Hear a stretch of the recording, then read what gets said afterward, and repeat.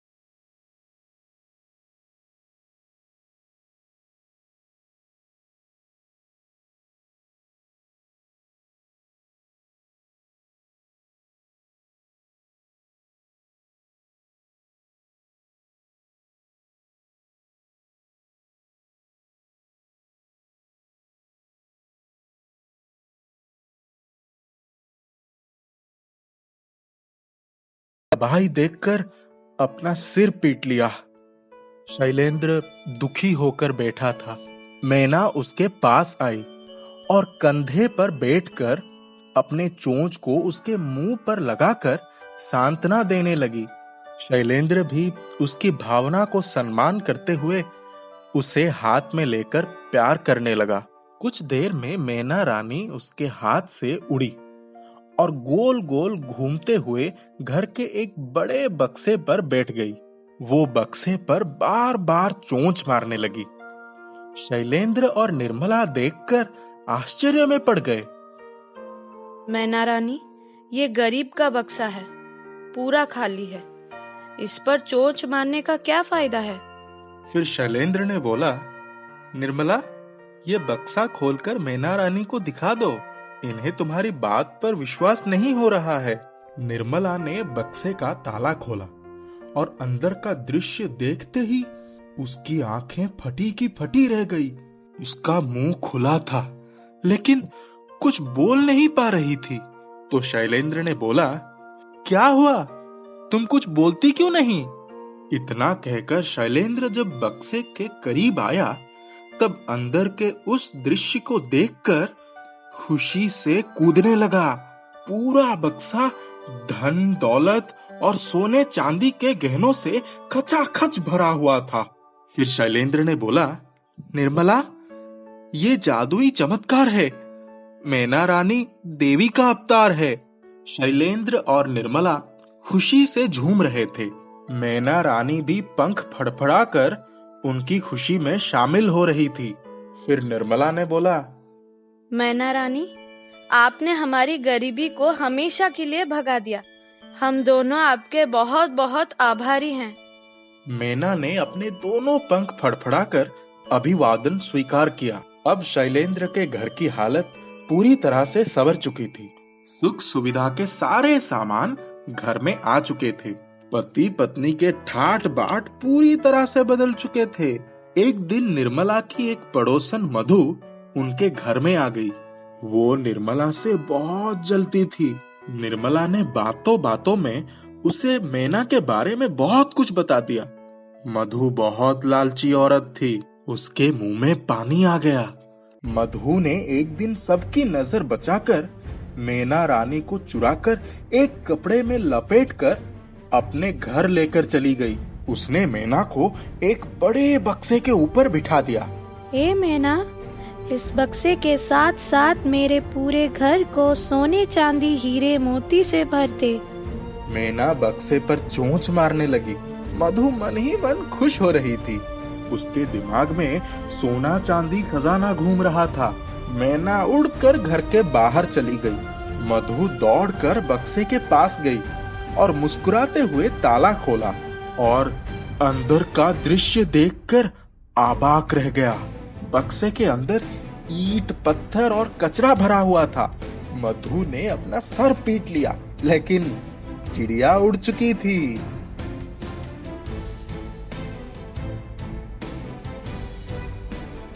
गौतम नाम का एक लड़का था। वो बहुत शरारती था। वह किसी की भी कोई बात नहीं सुनता था, लेकिन वह नियम पूर्वक रात में सोने से पहले दादी से कहानी सुनने को कहता था। दादी ने उसे लोक, पाताल, गंधर्व लोक, चंद्रलोक, सूर्यलोक और स्वर्ग लोक की अद्भुत कहानियाँ सुनाया करती थी। एक दिन दादी ने उसे स्वर्ग की बहुत सुंदर कहानी सुनाई। स्वर्ग का इतना सुंदर वर्णन सुनकर गौतम को भी स्वर्ग देखने की इच्छा हो गई।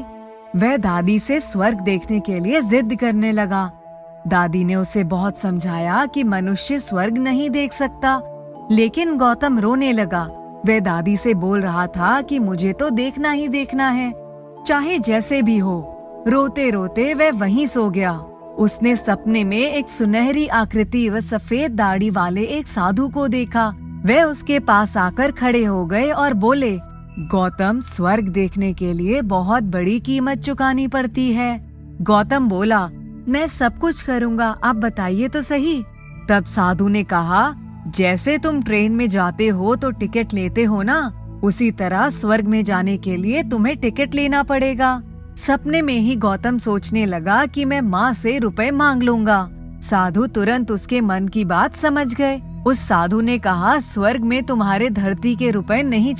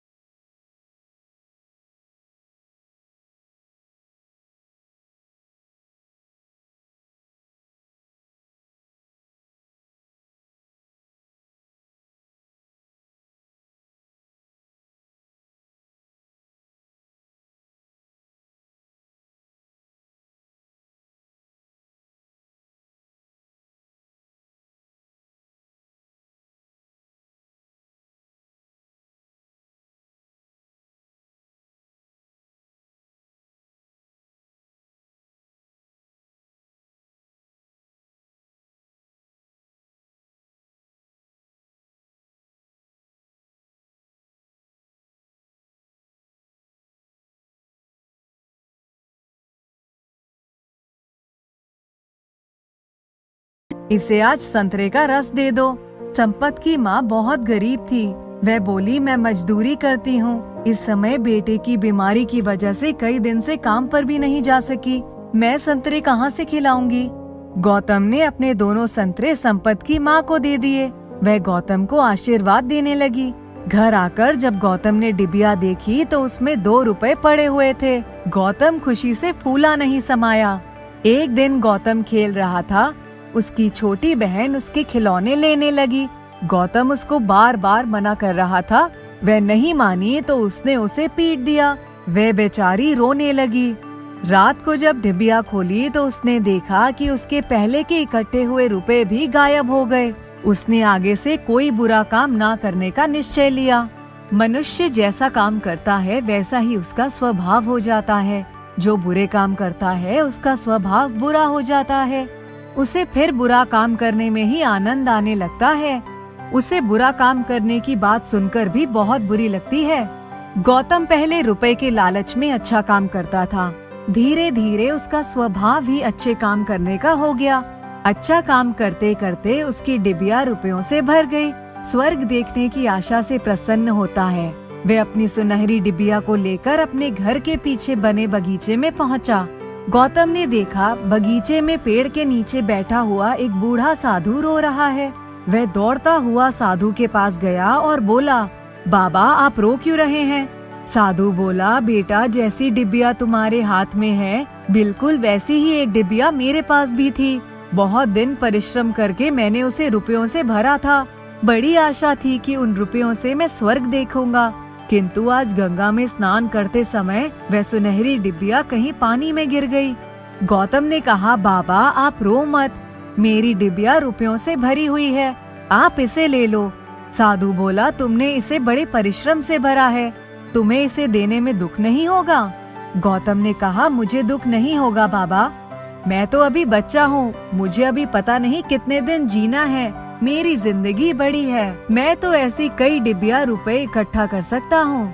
आप अब दूसरी डिबिया पता नहीं भर पाएंगे या नहीं, इसलिए आप मेरी डिबिया ले लीजिए। साधु ने डिबिया लेकर बहुत आशीर्वाद दिया।